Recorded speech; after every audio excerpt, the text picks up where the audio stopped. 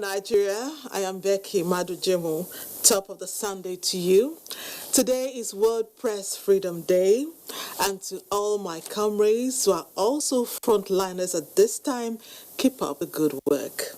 The month of May is still young, so happy new month, and keep staying protected because the universal war against coronavirus is far from over, which is why safety habits must continue even as there is a slow return to normalcy. I actually meant new normal because it won't be business as usual for a long time to come. Our reports will be current. The world is masking up as the economy reopens, and Nigeria is no exception. Wearing a mask is mandatory, but the fabric must not be random. Our report will guide you aright. Also worthy of mention is the presidential amnesty granted some inmates of correctional centers across Nigeria. We captured their reaction when they were told to go and say no more. There are other human angle stories to spice up this edition of the program, and I hope to be with you again after the news by Claire Adelabu Abdulrazak. Happy Press Freedom Day, journalist Claire. Happy World Press Freedom Day, Becky. This is Lizzie, and thanks for joining us on the news segment of the program.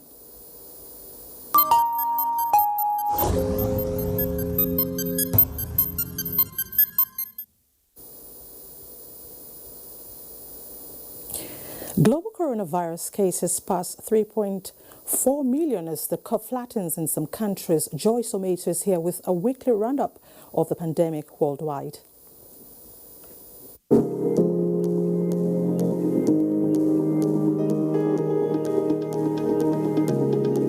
The outgone week started with 1,182 cases of COVID-19 in Nigeria. But as at 11:55 p.m., 2nd of May, record by the Nigeria Center for Disease Control showed that the country has registered 2,388 confirmed cases and 85 deaths. The current tally indicates an increase of 1,206 cases in 7 days. Kogi and Cross River are the only states without the virus. Meanwhile, Lagos remains the state with the highest number of cases, registering a total of 1,068. Kano has 313, FCT 266, Gombe 96, and Borno 75. Below the charts, Plateau has 3, Abia and Imo has 2 each, Benue and Anambra has 1 each. Nigeria is currently the most impacted in West Africa, followed by Ghana, where over 2,000 cases have been recorded, and Guinea with over 1,000 cases. Africa registered 30,329 infections at the beginning of last week. But the latest data by Africa Center for Disease Control, as at 6 p.m. Sunday, show that the cases on the continent has surpassed 40,000, as the total number of confirmed infections in Africa is now 44,242, an increase of over 13,000. So far, Lesotho is the only country without the coronavirus in Africa. Globally, a grim milestone was reached in the outgone week as the world passed 3 million confirmed cases of COVID-19. As at 26th of April, there was a record of 2,956,897 cases with 203,884 deaths. But figures from Worldometer as at 6 p.m. 3rd of May indicates an addition of more than 550,000 new infections and nearly 42,000 fatalities from last week. The current death toll is now 245,584, while infections now stand at 3,514,039. Now here's a roundup of some key coronavirus developments in the outgone week. Infections in U.S. passed the 1 million mark as the country recorded 2,909 deaths on Friday, the highest daily death toll in the U.S. And 55 journalists across 23 countries have died from coronavirus since outbreak. And that's it from here. Many thanks for staying. I am Joyce Ometu.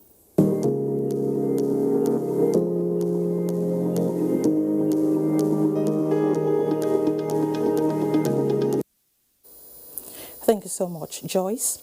The Health and Human Services Secretariat of the FCT administration says individuals exposed during the burial of late Chief of Staff to the President, Malam Abba Kyari, have completed a 14 days isolation. Tests conducted on them and they have tested negative to COVID-19. The acting secretary of the Health and Human Service Secretariat, Dr. Mohammed Kao, says they have been reunited with their families. And the Abuja State government says one of the two index cases of COVID-19, the first tested positive, has now tested negative and will soon be discharged from the isolation center in Umuahia.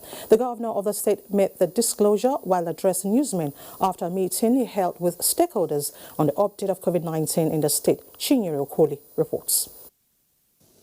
Governor Bazu noted that the patient, who is the oldest coronavirus patient in the Southeast Zone, has shown marked clinical improvement and met the NCDC national criteria for the discharge of COVID-19 patients from isolation centers.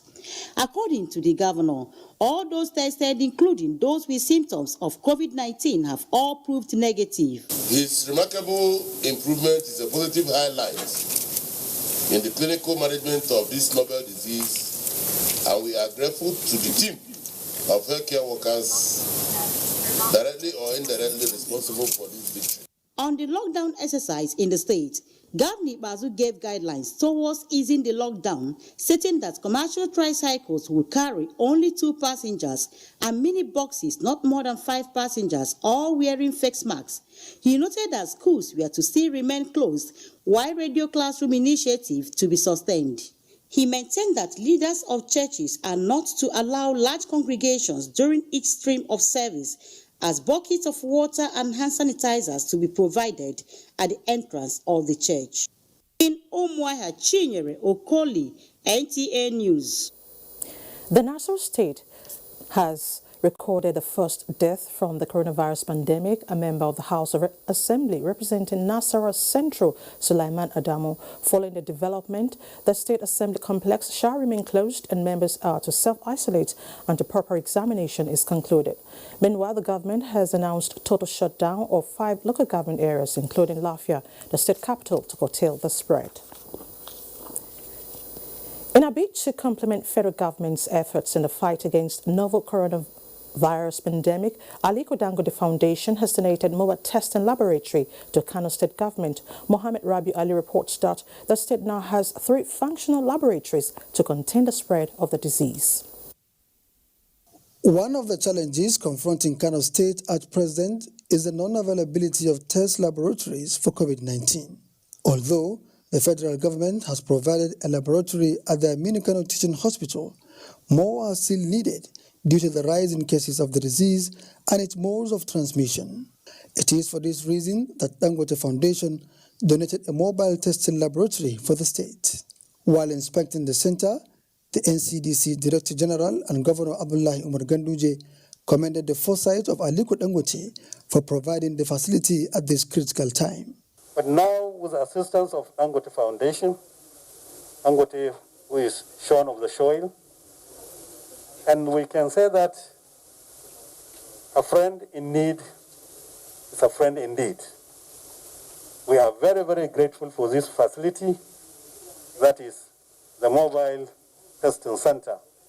Everybody in the country is behind you. And I just want you and the people of Kano to understand that we have not left you, we are behind you 100%. A representative of Aliko Dangote assured state government and Nigeria of continued support. This lab that we're presenting today will be able to test 400 people a day, so 400 tests a day, ramping up to 1,000 tests a day in the next 2 weeks. The reason why this is important is because, as you all have heard, we've had this shortage of testing here. We will pay for everything related to the lab. The building of it, bringing it here, the operation of the lab, the testing of all the tests that will come here. This will not cost anything to the state. The state's counterparty is simply to bring the samples to us.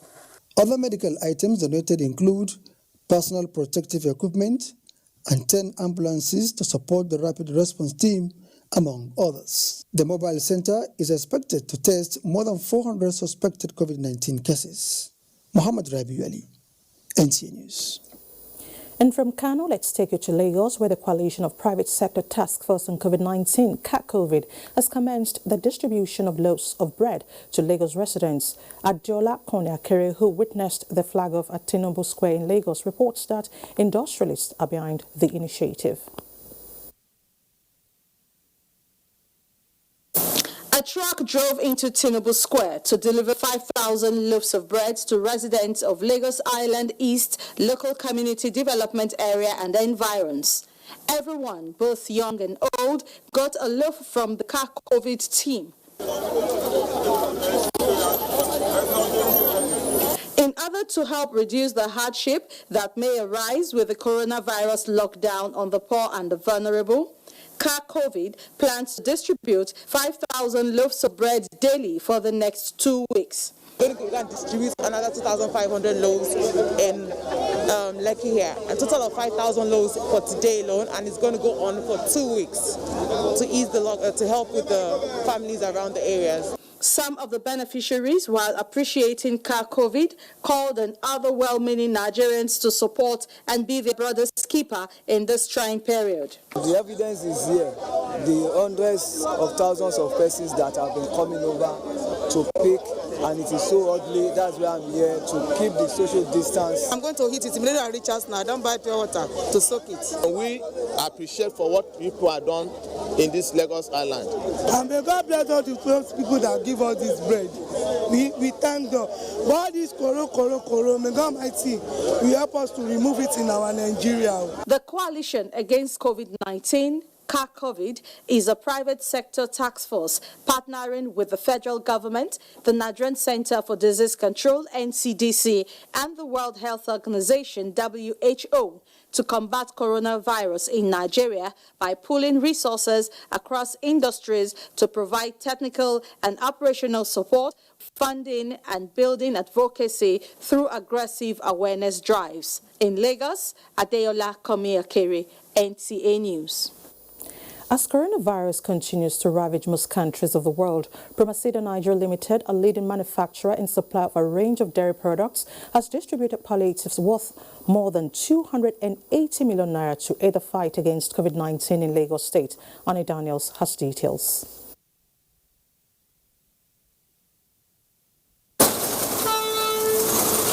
To support the efforts by the Lagos and Ekiti state governments to fight the coronavirus pandemic, Promasidor Nigeria Limited donated 200 million naira cash for the exclusive purchase of equipment through the Nigerian Private Sector Coalition Against COVID-19, COVID.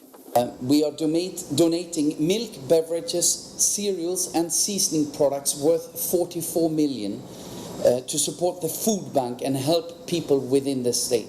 For the Ekiti state, where we are working with Ekiti State on a specific backward integration project, which we have named the Ikun Dairy Farm, we are giving a total of 34 million in the form of food palliatives. We would like to appreciate Promasidor for this generous gift they're giving to Lagosians. You have 3 truckloads, like you said, worth over 50 million naira. You have the hunger product, you have the cowbell, and I think you can see something else. But I just want to assure Lagosians that these items will be well expended. Another set of palliatives worth 5.7 million naira were distributed to the Solo community, host to Promasidor's operational headquarters. That because of this lockdown, it has affected people's source of income. And I think this is the time for us to identify the people that will truly care about the citizens of this great country, Nigeria. Promasidor is a very big company in my area here, and they have been doing it. It doesn't surprise me. And what they did today, they try a lot. Promasidor Nigeria produces, distributes, and markets quality range of dairy products, including cowbell milk, loya, mixi, and hunger seasoning. In Lagos, Annie Daniels, NTA News. As part of efforts to cushion the effects of the sit-at-home order, FCT administration has given 600,000 packs of food items and condiments to the 2 major religious bodies, Muslims and Christians in the FCT, presenting their palliatives FCT Minister of State Ramatu Tijani Aliu urged them to ensure that all laws are adhered to by both sides. Ifeanyi Izumba tells us more. Various food items were donated as relief against COVID-19 adverse effects by the FCT administration, which the Minister of State, Ramatu Tijani Aliu, described as an effort to impact on the people across all segments of the society to ensure the palliative distribution of items by government is meaningful. COVID-19 scourge in this country and in the Federal Capital Territory will be over in no distant time. But to this end, we may also share this with our people. Receiving the items, the representatives of religious organizations appreciated the FCT administration for extending a hand of fellowship to them. They assured the minister that they will continue to sensitize their people on the implications of COVID-19. The imams are always online talking to people concerning this COVID-19 pandemic. We invited medical doctors who are specialized in the field. They educate us on what it is and how it will be prevented. And we take it as a duty. So we want to say we will continue to support the government in reaching out to our people with the necessary information. But nevertheless, also we are grateful for this hand of fellowship extended to the Christian community. And we are assuring you on behalf of the leadership of CAN in FCT that we will do justice. They also promised to take the items to those who are in need of it. In Abuja, Ifeanyi Izumba, NT News.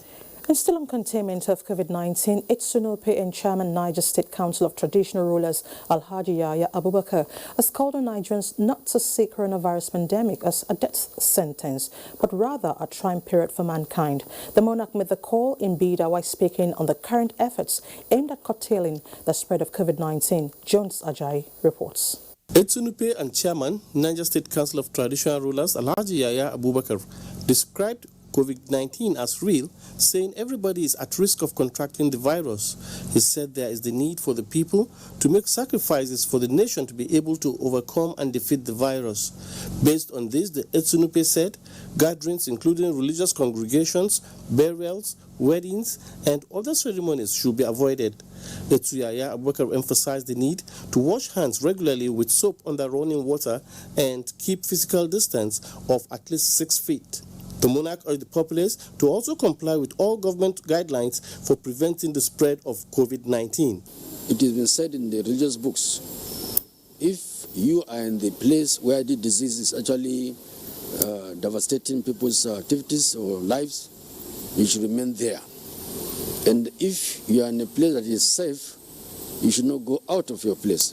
Etsunope called on the people to continue to pray for God's healing and protection for the nation and the world at large. Jones Ajayi, NTA News. Similarly, the Emir of Bauchi, His Royal Highness Alhaji Ruwanu Sulaiman Adamu, has enjoined Nigerians to follow all guidelines issued by medical practitioners and the government as the nation grapples with COVID-19. The monarch spoke with one of our correspondents in Bauchi. I urge you to comply with all government guidelines for preventing the spread of COVID-19. Wash your hands regularly with soap under running water. Keep physical distance of at least 6 feet from others. Avoid all gatherings, including religious congregations, burials, weddings, and other ceremonies. Also observe good hygiene by coughing or sneezing into your bent elbow or tissue and stay at home. If you must go out, wear face mask. Protect yourself, family, and community from COVID-19. Stay home and stay safe always. Let us continue to pray for God's healing and protection for our dear nation and the world at large. Ahead of the relaxation of lockdown in some parts of the country, Christian leaders say Nigeria would have been worse hit by COVID-19 if not for the proactive leadership of President Muhammad Buhari in the management of the pandemic. They called on the people to play protective roles that will help government succeed in curtailing the spread. Imo Etumodo reports. To alleviate the sufferings of the masses caused by the total lockdown in most parts of the country to avert the spread of coronavirus, President Muhammadu Buhari approved partial relaxation to save the economy. Christian leaders have commended Mr. President for being sensitive to the yearnings of the masses. Prelate Emeritus, Methodist Church Nigeria, His Eminence Sondembang, says such efforts of the President will be rewarded by God to rescue Nigeria from COVID-19. I'm not worried too much about Africa because they make all that kind of predictions. We are not going to have it too hard here. So I believe that God will rescue the world. He will rescue Nigeria. Other religious leaders encourage Christians to continue to support government in all its programs aimed at averting the spread of coronavirus. And let us not become too over-spiritual by saying, oh, we just pray and cast it and it is over.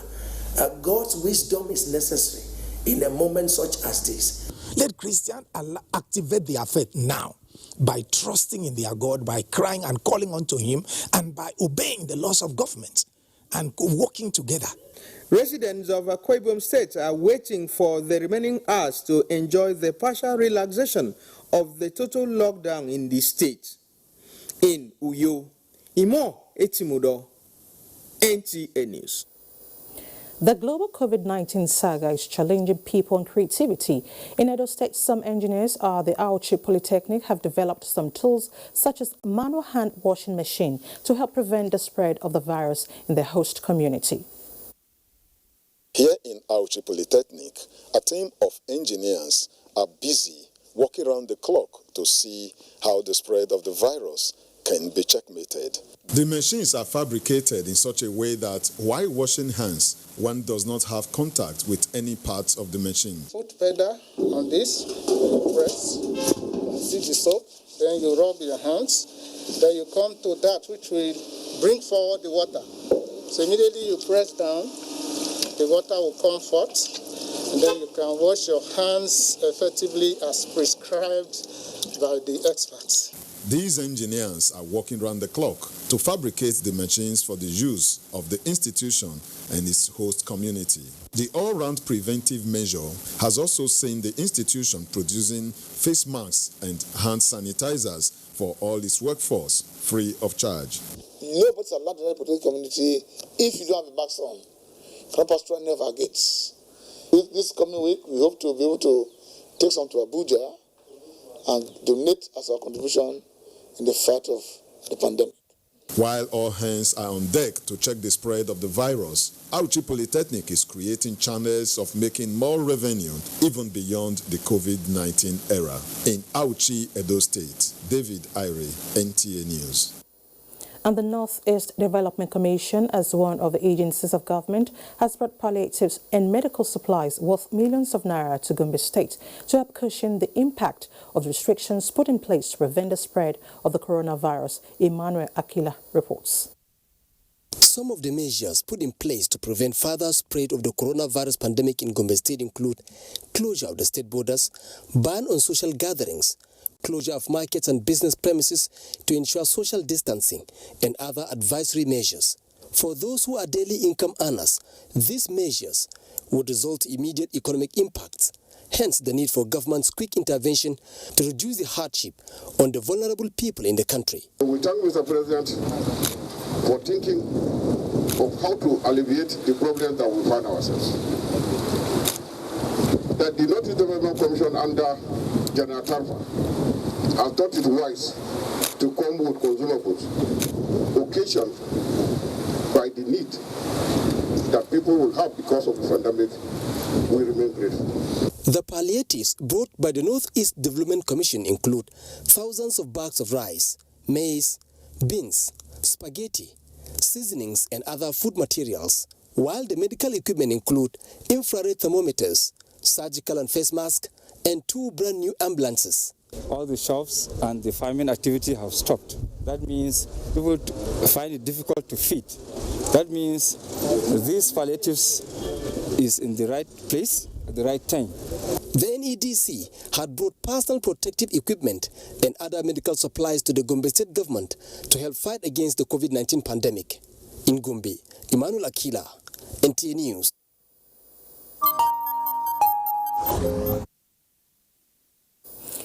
Thanks for staying with us. Moving on, 30 persons traveling from Zamfara to Ogbomoso in Oyo State have been intercepted by men of the Niger police in Ilorin. Damilola Balogun has details. A 18-tire truck has been intercepted by the men of the Nigerian police force in Oyo in Ilorin East local government area of Kwara State. This truck has concealed men, women and children, and it's said to be carrying some other food items. According to the Commissioner of Police, Kwara State, Kayode Egbetokun, in a telephone chat, said the truck will be escorted back to the boundary between Kwara and Niger State, which is Jeba. I have just directed the officer in charge of the PML to go and identify the route where these people came from, so that we will make an additional arrangement to block this illegal route. It is expected that surveillance will be increased on illegal routes into the state, particularly to check entries from high-risk states in the country. Damilola Balogun, NTA News. Still on interception, Oyo State Police commanders intercepted travelers on their way from Sokoto to Akure at Oyo Ocean boundary for violation of ban on interstate travel. Kayode Oladosu reports that Governor Seyi Makinde of Oyo State has ordered that the travelers undergo COVID-19 test before release. The driver of the vehicle, who identified himself as Mohammed Idris, said they passed through bush path from Sokoto to Niger, Kwara, then got to Ogbomoso, from where they made their way to Ibadan. Briefing the state governor on their interception, Oyo State Commissioner of Police Shina Olukolu said the Akure-bound travelers were apprehended at Ashijire in Ibadan, the boundary of Oyo and Osun State. Governor Makinde thereafter directed that the travelers be tested and must receive clean bill of health from COVID-19 before they will sent back to Sokoto. I've asked my SA Arewa to talk to Seriki Sasa, and then we'll see if we can keep them, within that community isolated until we have their result. Once we have their result, I'm also in discussion with the governor of Sokoto. We're more than likely going to return them to Sokoto. At the time of filing this report, medical team of Oyo State COVID-19 Task Force were on ground to test the travelers for COVID-19.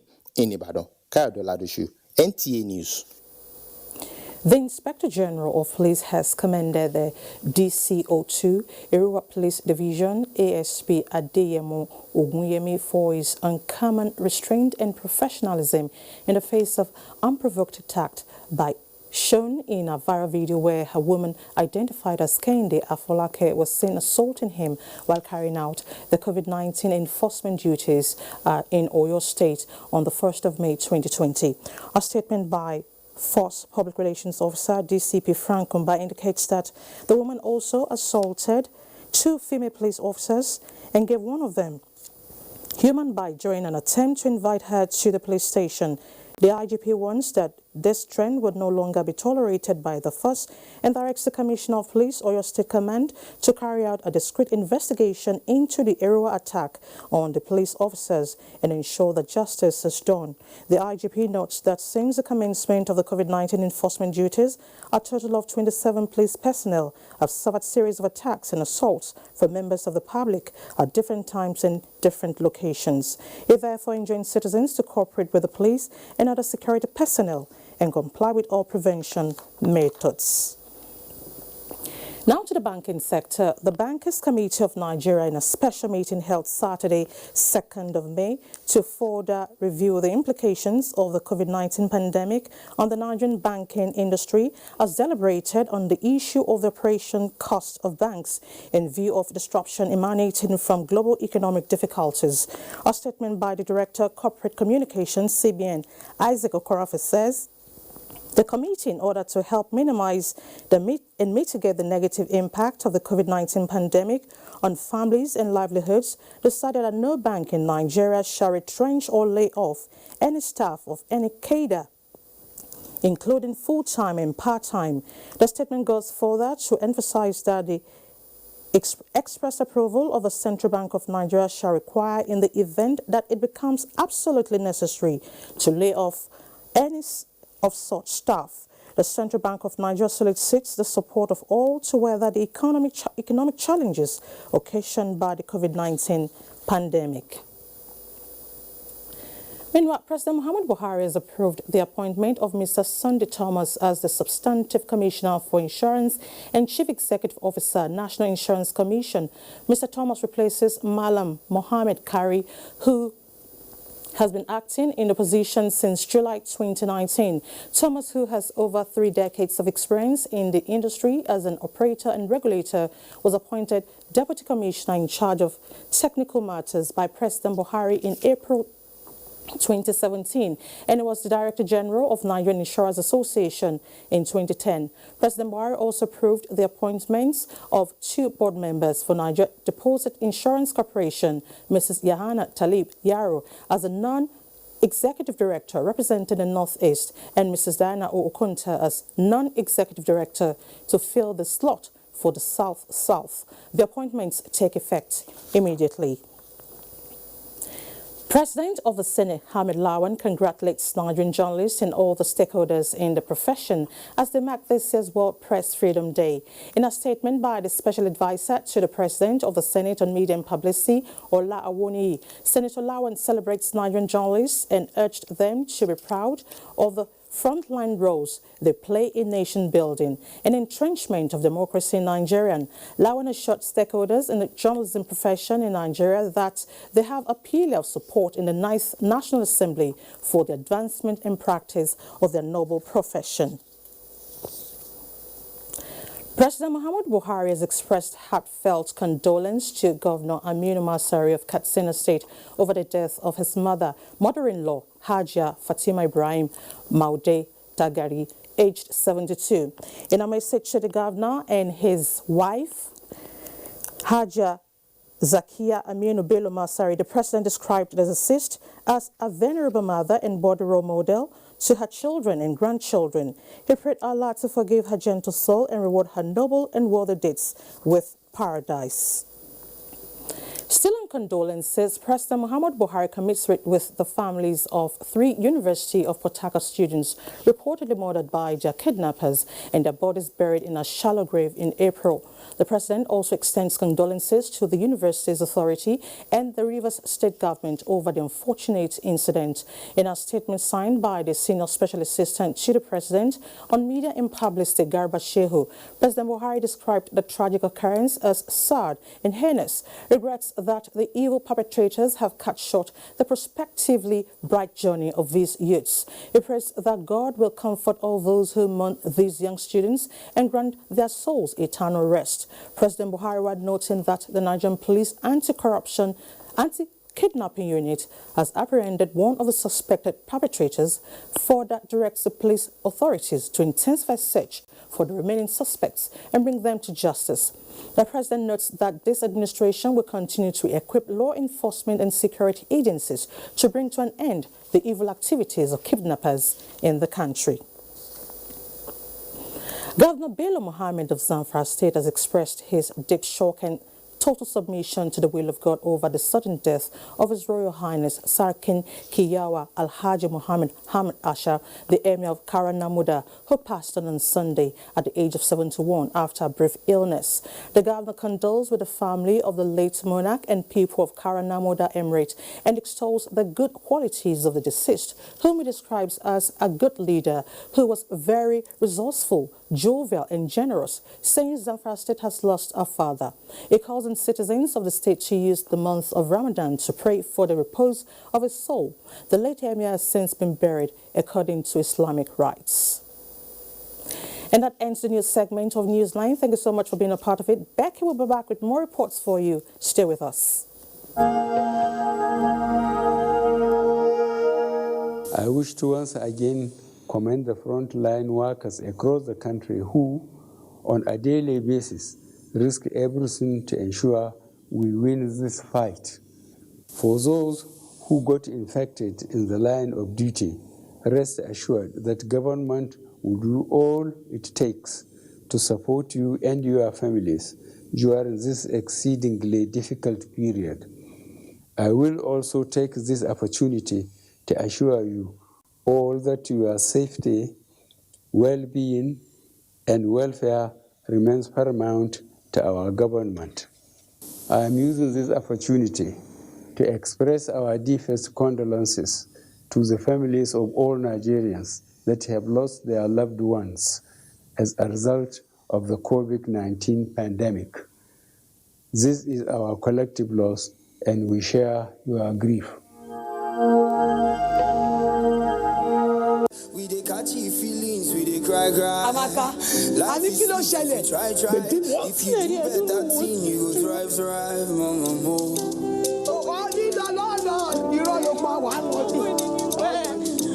Leave that house now. Amaka. Stay where you are. You are going nowhere. Amaka!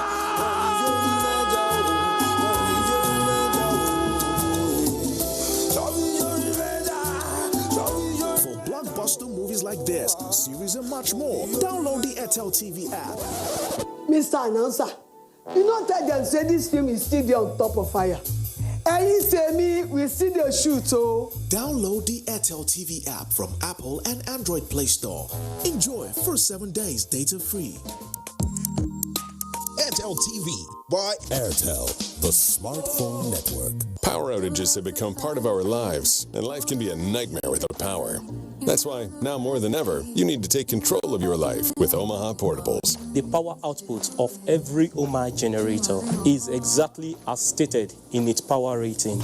As long as there's Omaha, your home will have the reliable power you thoroughly deserve. Omaha generator gives us peace of mind because it never fails us.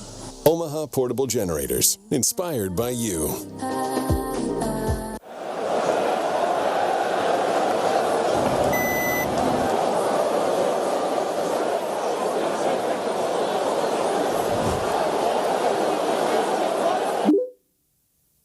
Omaha, amazing Bluetooth, gripping 4K, high-def satellite receiver, vibrant colors, make you feel truly immersed in the action. Omaha Television, inspired by you.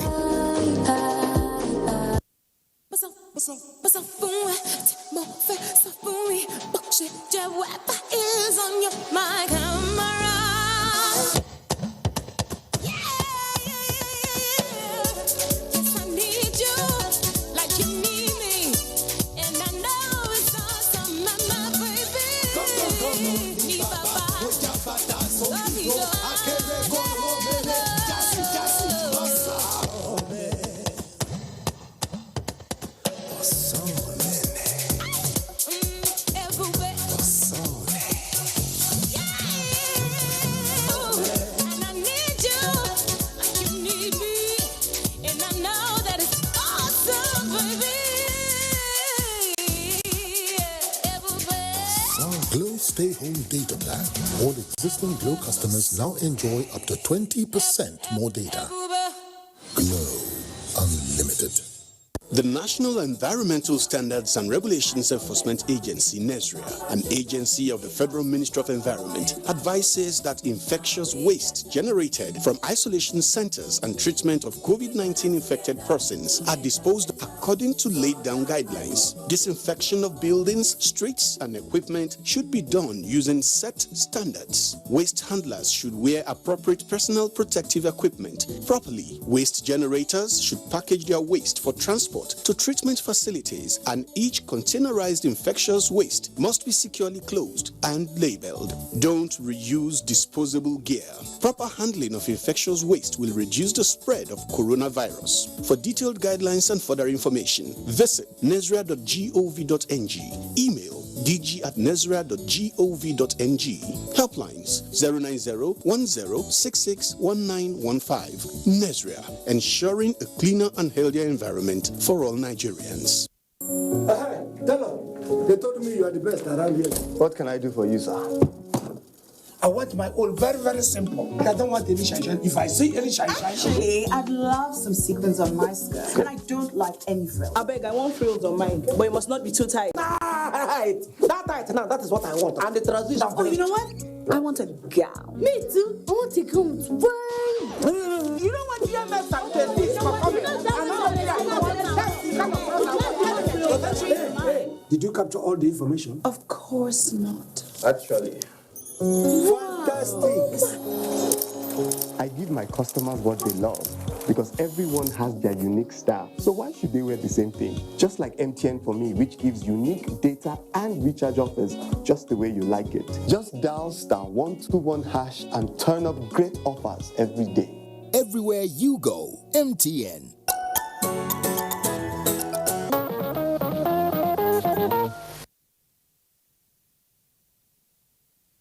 Welcome back. When it comes to making a desperate choice of having to save a family member or an outsider, it's instinctive to rescue a loved one because blood remains thicker than water. And so it was surprising when a man in advocacy took the unfamiliar option of turning his back on his son in order to protect the larger society. Interestingly, it played out in front of a rolling camera, and the footage went viral as soon as it dropped on social media. Yemi Dalemo will tell us what happened thereafter. The fourth coronavirus patient in Ekiti State came in unchecked, interacted with people, including health workers, until she had complications at childbirth, where she was later discovered to be a positive case of COVID-19.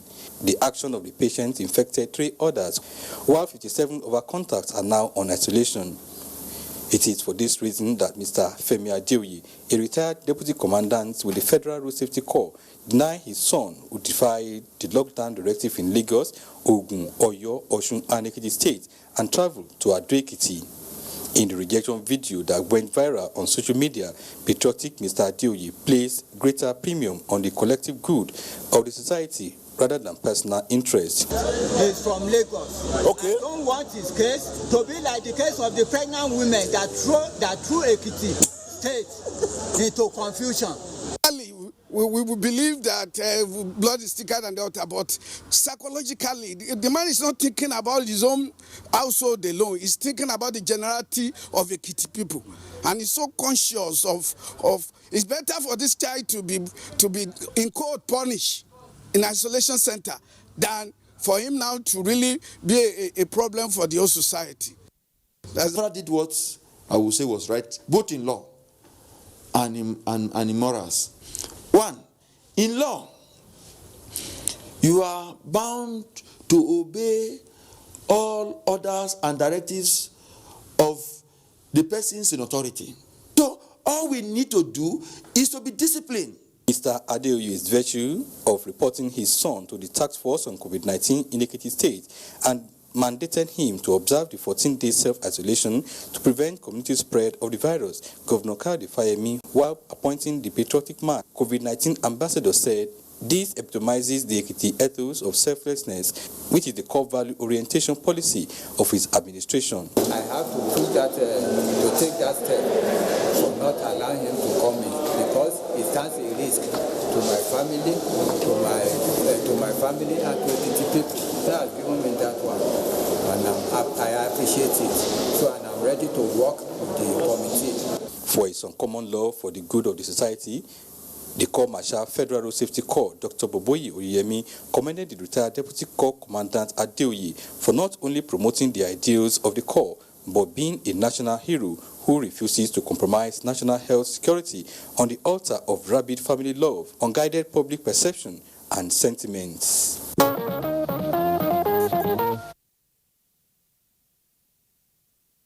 Father is an agent of change. It was incredible how he stood his ground. Talk about tough love. Now, please sit up. The next story requires that you do. It's very entertaining. It's a debate. Now, When we think social distancing, we relate it only to a conduct in public, which is basically wearing a mask, allotting to yourself a personal space that measures 6 feet, and doing your best to stay at home.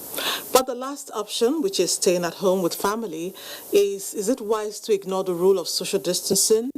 Should spouses give passion a break in order to stay safe? Some Nigerians responded to these questions, and their answers will be relayed by Larry Belay. The spread of COVID-19 requires washing of hands regularly with soap and water, constant use of hand sanitizers, and covering of nose and mouth. Then there is social distancing. Many Nigerians consider this new development a bitter pill to swallow, and they say due to the socio-cultural lifestyle in the country, they can only adapt to it, especially at home. If you are from work, maybe you are coming from work, then your child or your children, they may like to and then compliment you, daddy, daddy, daddy, welcome, welcome. And then they're expecting the normal thing for you to carry them. In that aspect, I don't think it's possible. Dancing is not that easy, particularly the kind of environment we are. Doing it outside, I had to just adjust. So it's not that easy, but I do it. I make sure I follow it because it's part of the rule given to us. What about between couples? You guys need to discuss. You need to, have sexual intercourse. At least you need to talk to each other. You need to eat in the same plate. So there is no harm. And if you are having kids, it's possible that the COVID-19, if your husband is infected while coming from work and he touches the child, it's possible to get to the mother. I want you to know something. The virus is no respecter of anybody. Doesn't know who you are, whether you are my brother, my sister, my father, anything. No respect of anybody. If you believe as Africans we have to continue our normal way of life, then we must be ready to live with the consequences.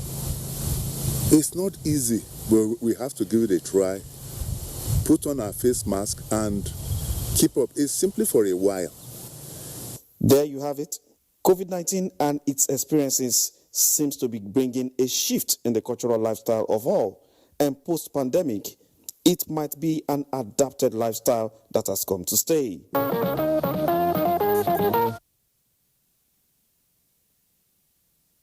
The debate continues. No further comments. We have to re-echo this report from last week. It is an in-depth blast from the past about how deadly pandemics have caused the world to pause socially and economically. Brace yourself to know about a string of outbreaks similar to coronavirus that we are tackling right now. Tekla Wilkie is our guide. Not too long ago, the exchange of a handshake or a hug was an expression of a bond which was a widespread culture in most societies. Ironically, this seemingly harmless social gesture, which dates back to centuries ago, could spell doom in today's reality. The reason is not far-fetched.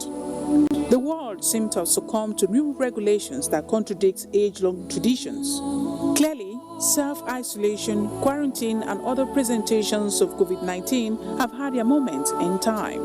Flipping back through the pages of history gives one a sense of how past pandemics have reshaped societies in profound ways, with millions of people paying the ultimate price. It begs the question of what the world will become after COVID-19. Now, let's begin the chronicle of global epidemics with plagues of Justinian that spelled terror in bold letters. The pandemic, which happened between 542 and 546 AD, recorded about 100 million deaths. The source of the disease was traced to rats and fleas. The disease afflicted the Byzantine Empire and the Mediterranean port cities, killing up to a quarter of the population, with about 5,000 people dying daily.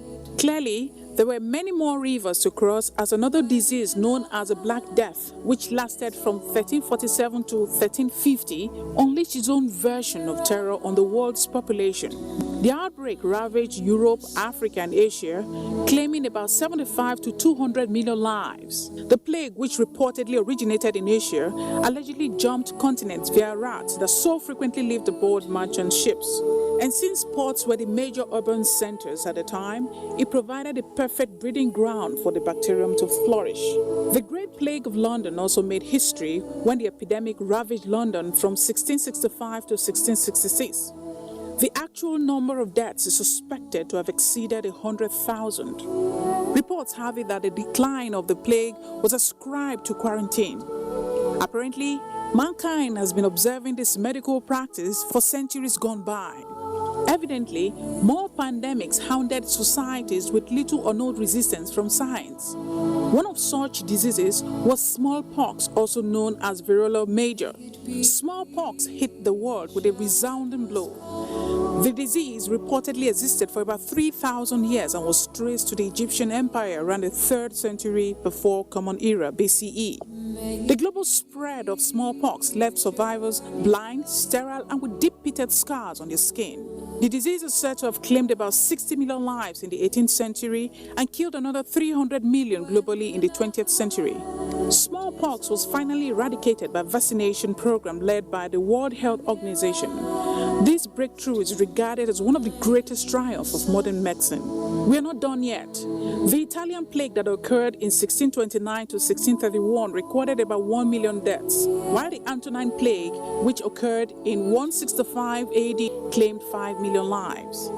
China, as it turns out, has been linked to devastating plagues in the past, including the third plague pandemic that occurred between 1855 and 1859. The disease, which erupted in China, spread to all inhabited continents, killing over 12 million people. The plague was finally traced to bites from rats and fleas traveling on steam ships. Nonetheless, the world had had many battle lines to cross. Those who believe that cholera is a 19th century disease will need to hear this. Apparently, cholera has been around for a long time and never went away. The first outbreak was recorded in India in 1817. It is termed the world's longest-running pandemic. In spite of efforts to curb the disease, WHO data still puts the figure at a staggering 120,000 deaths each year. The cause of cholera is traced to contaminated food and water. For the next 3 centuries, outbreak of plagues occurred frequently throughout the continents with infamous widespread mortality. Yellow fever was another disease that devastated the world in the late 1880s. Statistics indicate that a total of 150,000 people lost their life during the pandemic. There is another health condition that has given health practitioners cause for concern. You're talking about the flu epidemic. Yes, it's very prevalent in the northern and the cold regions of the world, spread across continents. WHO puts the number of deaths related to flu epidemics at 300 to 500,000 yearly. History is replete with strains of flu that claimed millions of lives across the continent. The ones that got the world's attention include the Russian flu, the Asian flu, the Hong Kong flu, the swine flu, and most recently, the avian flu, also known as the bird flu. And wait for it. Scientists have known of the human coronavirus since the 1960s. The Middle East Respiratory Syndrome, MERS, and the Severe Acute Respiratory Syndrome, popularly known as SARS, all belong to the coronavirus family with similar symptoms to COVID-19. But the flu that the world will not forget in a hurry is a Spanish flu pandemic. The disease, which ravaged the world in 1918, reportedly killed more people than the First World War. Spanish flu was recorded as one of the most catastrophic pandemics globally, with a death toll that rose to 50 million. It is estimated that about 1/3 of the world's population became infected with this virus. There is the HIV and AIDS pandemic, which had quite a wide spread. Going by WHO data at the end of 2018, HIV and AIDS has reportedly killed over 32 million people globally since the first threat was recognized in 1981. While the death rate had remarkably reduced, about 31 to 35 million people are currently living with the condition, with the vast majority located in sub-Saharan Africa. How could we forget Ebola virus disease, EVD? The disease is linked to bats and is said to be one of the deadliest viral diseases. Ebola was first discovered in 1976 in the Democratic Republic of Congo. The outbreak between 2014 and 2016, which began in Guinea and spread across borders within weeks, pushed Ebola to the status of a global epidemic within months. Though the world has had its share of plagues that bled it out, it always gets back on its feet. With COVID-19 currently fanning its wings across the globe, this pandemic not only caught the world in a nightrobe, it is also redefining the elephant in the room. While some countries may recover, others may be on life support for a long time to come. For what is worth, the coronavirus pandemic have had most people pressing the reset button. While some are rebuilding their relationships, others are rethinking their priorities. Bottom line, the world may not remain the same as COVID-19 has clearly moved the goalposts for mankind.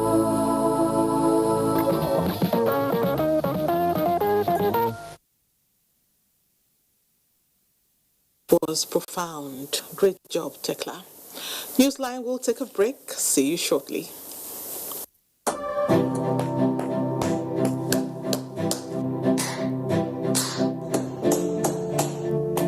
This is to say a big thank you to all the healthcare workers who put their lives on the line, working in all the 36 states of the Federal Republic of Nigeria, especially Lagos, Kano, Ogun, and Abuja, to ensure that we beat COVID-19 in the least possible time. Thank you so much. You are our superheroes. This message is from the Governor's Wife's Forum, the wife of the Vice President and the First Lady of the Federal Republic of Nigeria.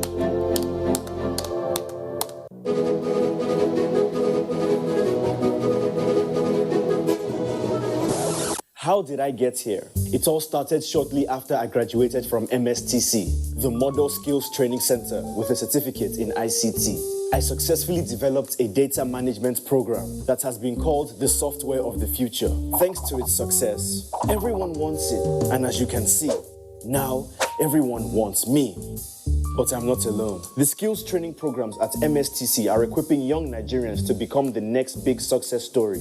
Whether it's ICT, mechatronics, facility technology, electronics and computer networking, or culinary studies, a certificate at MSTC is the way of the future. And just like me, there he is. Everyone will want you to. ITF, developing the nation's human resource. In this time of despair, our country, Nigeria, needs us now more than ever. We stand a chance to save our great country, Nigeria. A chance to rise up from this pandemic stronger and better. What will be the gain if we do not learn from other countries and observe the lockdown to stop the further spread of the virus? If we loosen our guards and allow this virus doom our very existence, then what have we gained? This is the call to every Nigerian to unite as one and stop the spread of this deadly virus. Stay at home and stay safe. Remember, the virus doesn't move unless we move. This message is brought to you by the Nigerian Television Authority, NTA, Africa's largest television network. Shegun. Alpha, say tomorrow still day on. What's your tomorrow? Community meeting now. You know they hear Abi? Na beggy. See, if we meet for my house, inside parlor, then go no. This COVID-19 is not a child's play. If you want to elect a new secretary, we fit to do one for WhatsApp, or for Skype, or even on Zoom. Or we just wait. I will not negotiate this social distancing. It is not negotiable. Not every infected person shows symptoms, but every infected person is contagious. Avoid large gatherings and self-isolate if you think you might have come in contact with a carrier. Your safety and the safety of others is in your hands. This message is from the Akinfade Foundation in partnership with the National Orientation Agency with support from MacArthur Foundation.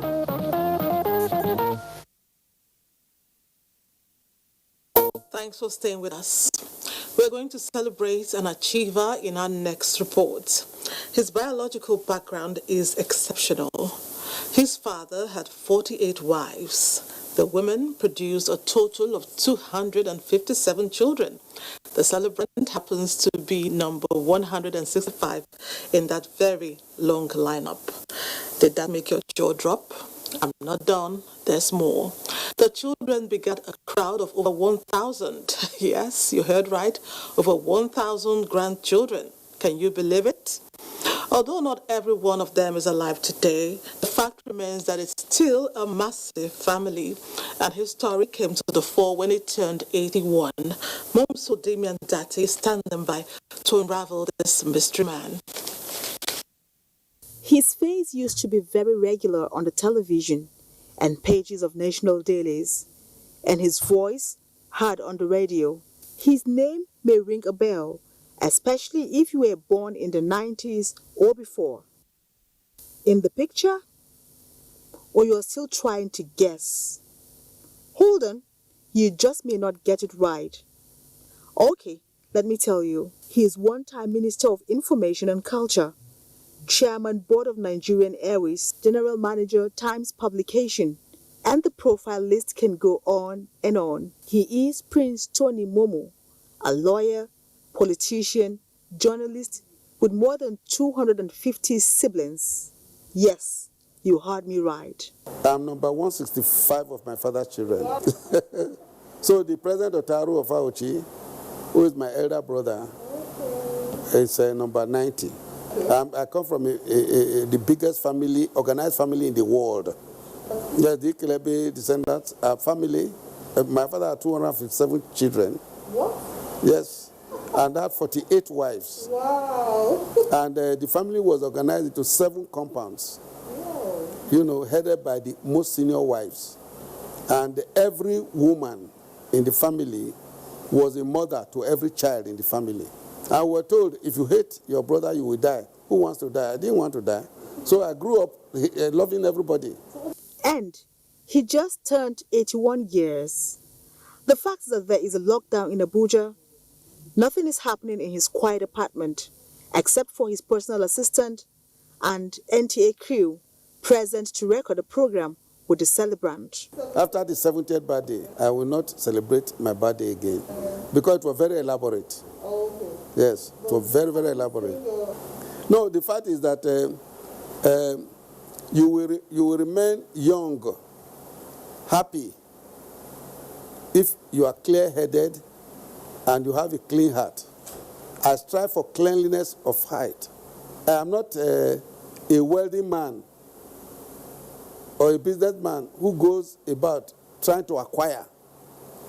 The little I have, I'm satisfied sharing it. I still read. I still write. And there's hardly any other thing I do. I'm more comfortable when I'm alone. Yes.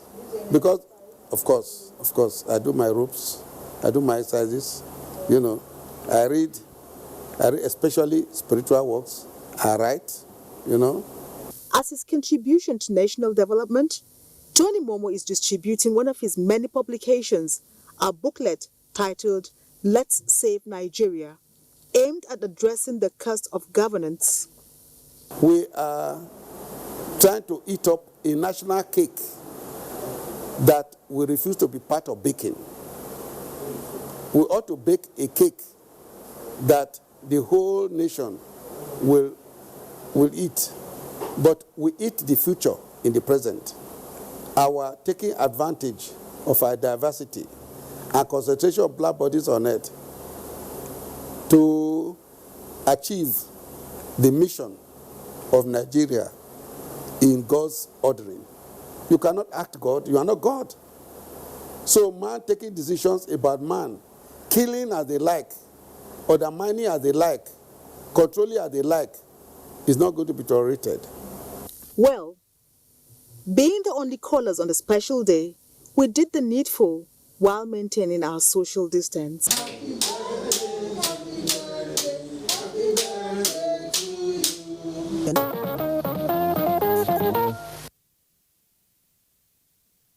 I'm tempted to say 81 is the new 60. It doesn't look his age at all. Congratulations to the celebrants. Moving on, it was jubilee for some prison inmates in Lagos when they were granted amnesty by President Muhammadu Buhari. Annie Daniels caught the mood and ambience the moment Lagos inmates were allowed to walk free. Behind these strong and high gates are some inmates who will forever remember this day.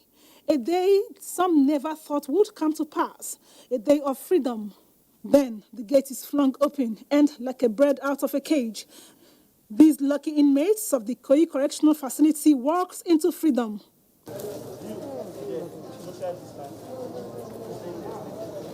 And their offenses? I used some amount of money that I supposed to record in our account. So after everything, it happened that the guy had to take me to police station. From police station, he took me to court. That's how I got myself here. I was charged for OBT, but actually it was not really OBT because the market failed, the stock market failed. On inquiry, I was informed that a total of 204 inmates across Nigerian correctional facilities in Lagos are enjoying a breath of fresh air after years of being behind gates like this one. This is a gift from President Muhammadu Buhari to the congested correctional facilities amidst COVID-19.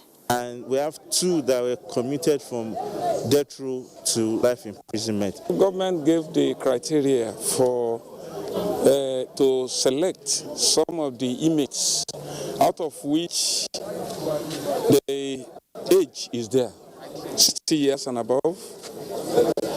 The sick with health challenges, those with health challenges, they are there.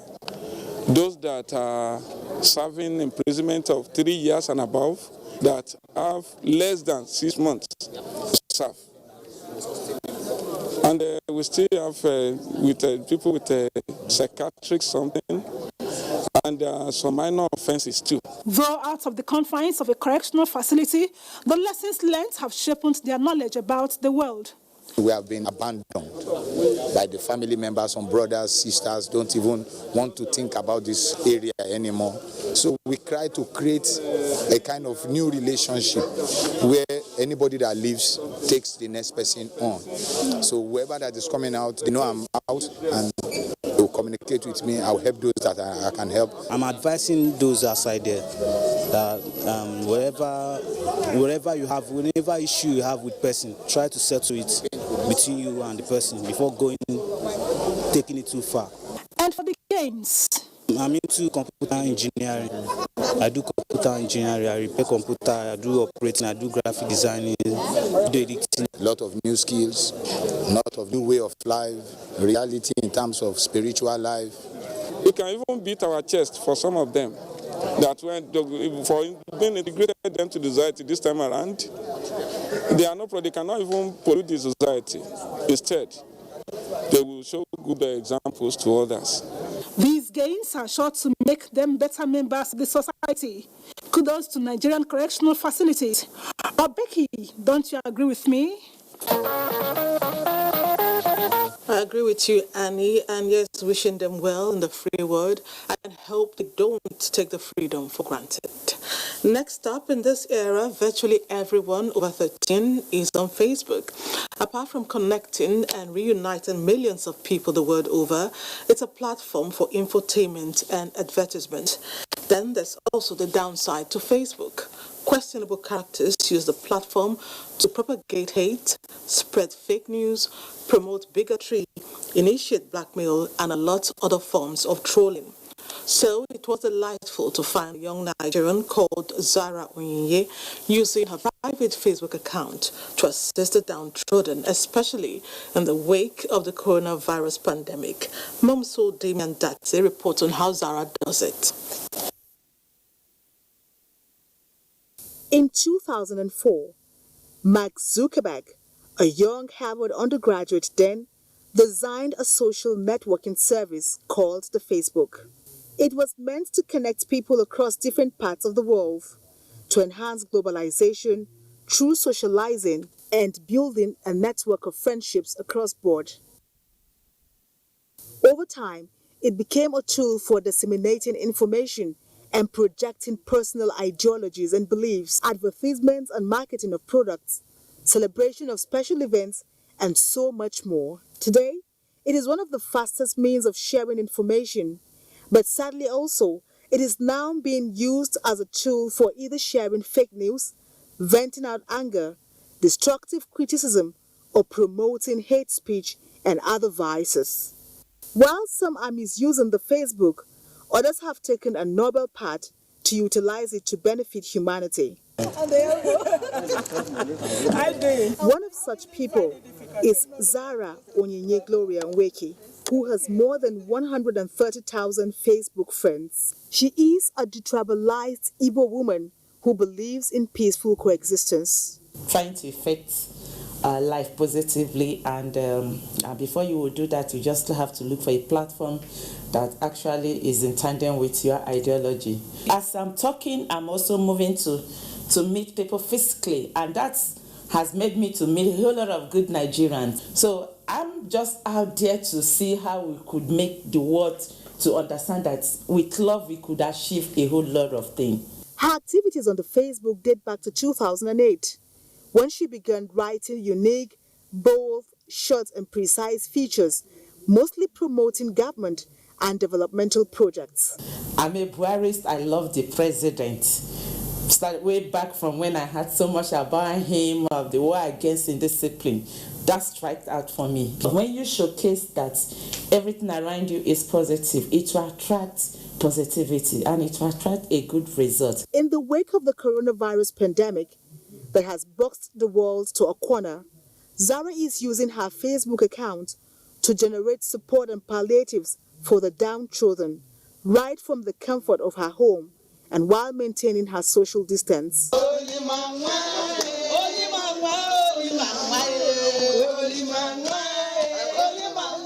I know a whole lot of people who are following me on social media would always say, oh, Zara, we need this, we've been doing this, we don't have that. And it's not like as if I have one big money somewhere, but that little I have, I always want to share so that everybody, I wouldn't just see myself pushing out stories and people will be commenting, and from the look of what they're telling me, I could feel that there are a lot of pains and all of that. So I was just thinking, what do I do? So I woke up one morning, and what I shared, it was not even that much, but I was seeing this appreciation. Wow, it got me so overwhelmed. The next thing I saw was somebody inboxed me and said, Zara, I love this thing that you're doing. Please, can I have your account? I need to pay in some money so that you can continue from there. The next thing I say again, another person said, oh, Zara, I need you to give me my account. Before I knew what I have, once I raised a post, I said, Susan Sultan, I need to share this.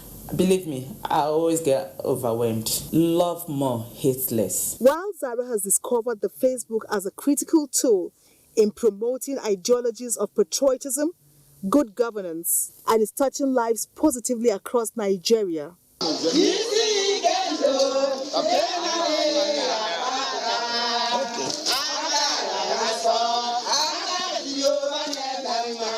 may I ask what you are using your social platform for?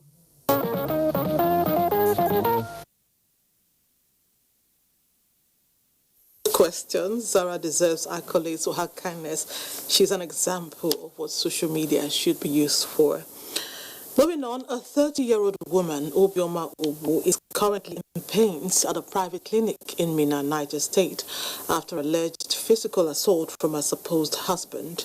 In her plea for justice, the mother of four called on the law to stop her alleged abuser from walking freely after attempting to murder her. Fatima Usman tells us more. Obioma Ogbu was barely attaining adulthood at the age of 17 when she followed Sunday Francis Ogbu down to Minna from Enugu State to settle down with him after paying her bride price. He just paid a diary that time. So all this time, my people have been telling him to come and do something. He don't want to go. The non-fulfillment of other customary and religious marriage rites was not any hitch, as they maintained a happy home and became a family of 6 with 4 children. All remained rosy until 2 years ago. About 2 years ago, I've been having issues. He said I should go home, I should leave his house and go home. He just started maltreating me. So then he beat me with a machete that time. So I now go home. He now went and married another woman. So I was 3 months pregnant, so I nursed the baby. And so the battering continued, as Chioma alleges the police have been in the picture of her plight. She said the most recent assault opened her eyes to life-threatening dangers should she continue to live with Sunday. Went to my father and I told him that he should stop it. He should kill me first before he will kill my mother. That if not, I should not kill my mother. And I begged him. He now told me that he told my mother that she should go out of his house. That she should go out of his house. If not, she will kill us. They know that this thing has been happening, and this man keep repeating it, and he's still threatening to do more.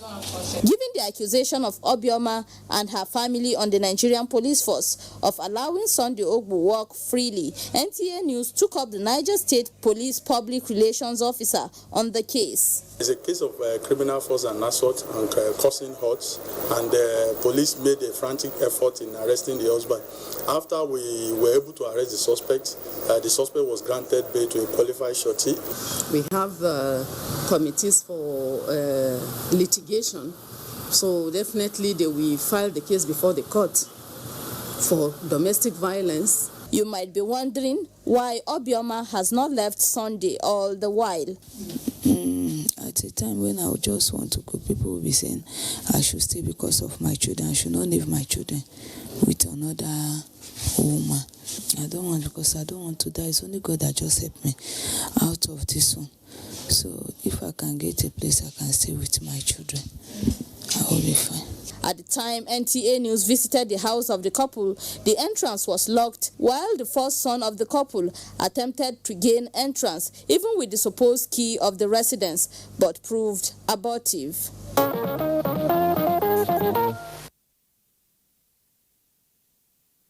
That story deserves an update, so we'll back it, of course.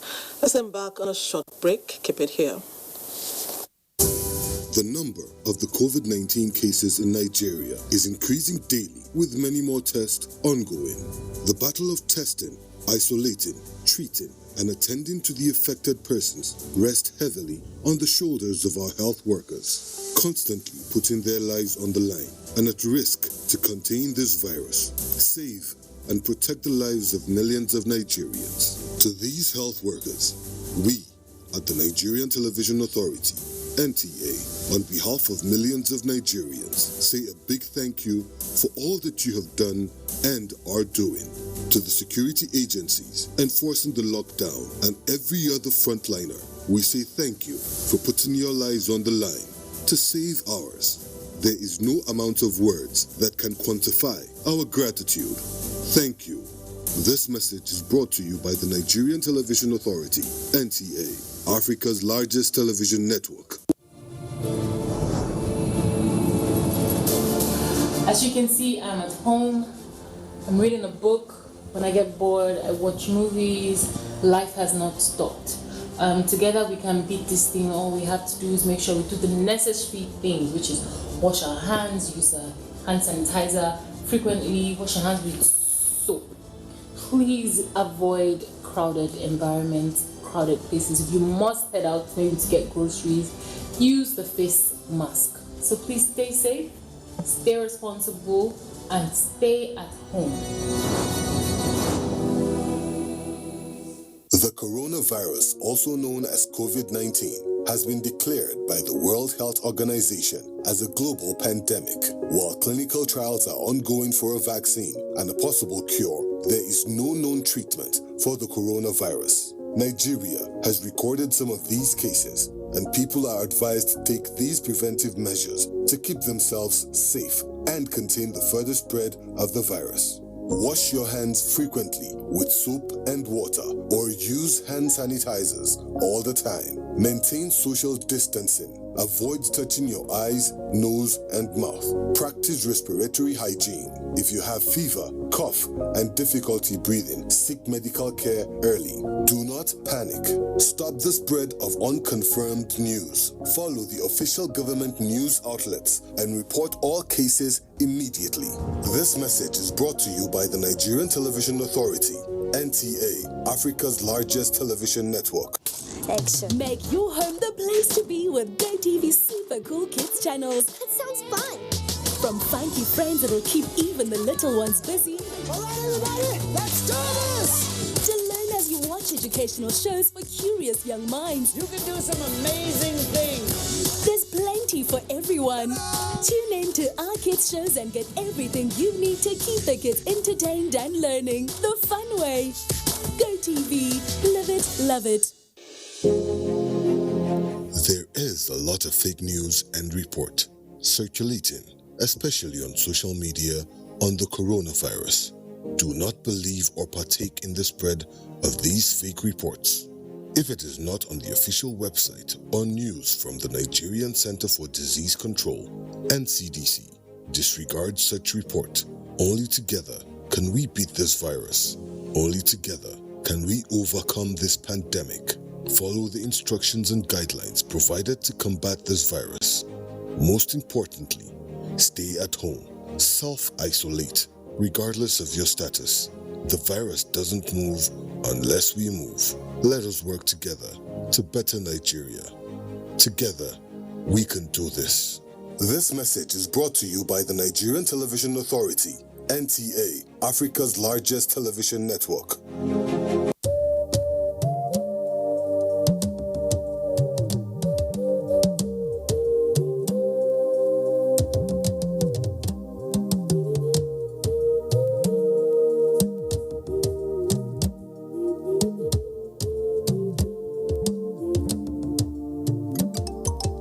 Do you not know that our enemies have no face? They are indigents of no state. They come from no place. And if this boat capsizes, every one of us will go under. So when the drums sound, let everybody answer. Do not say, I am the Iroko when the forest is burning. Do not say, I am the Obeche when the forest is burning. Our differences will not stop us from perishing together. So when the drums sound, let everybody answer.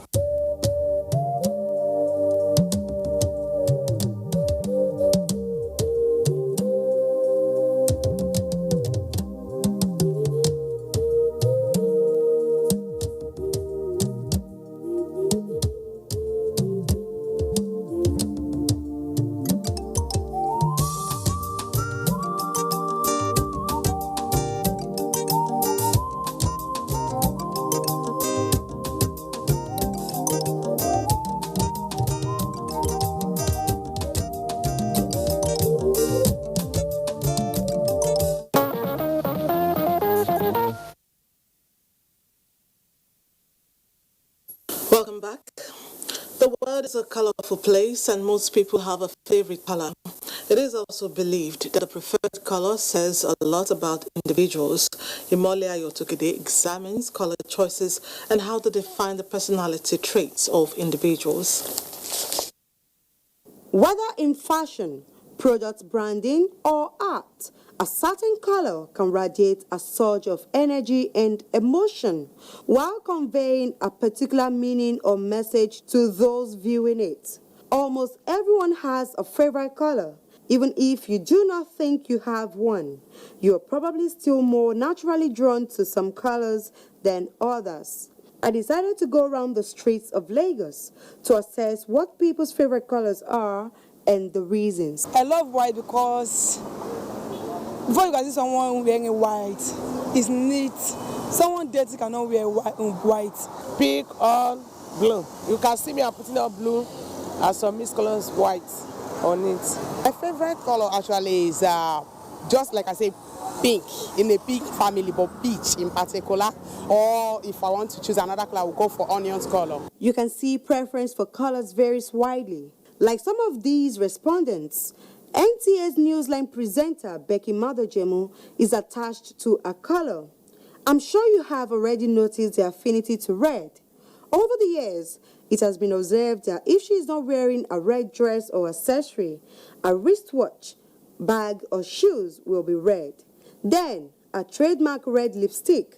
In short, red has become a part of her lifestyle. I didn't specifically wake up one day and decide that I liked red.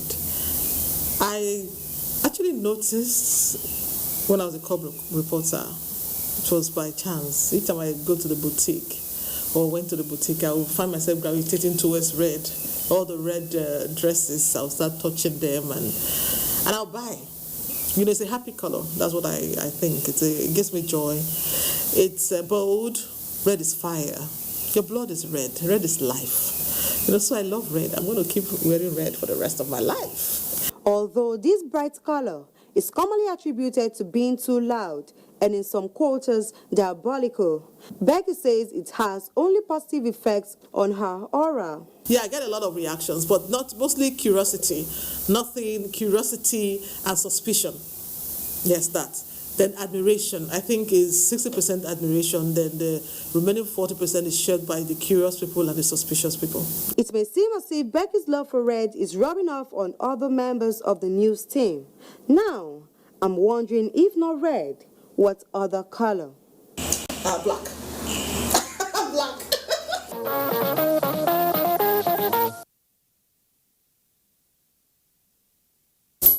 Yeah, you will agree with me that red is a beautiful color, of course. And by the way, those visuals are from the file. They were not done recently.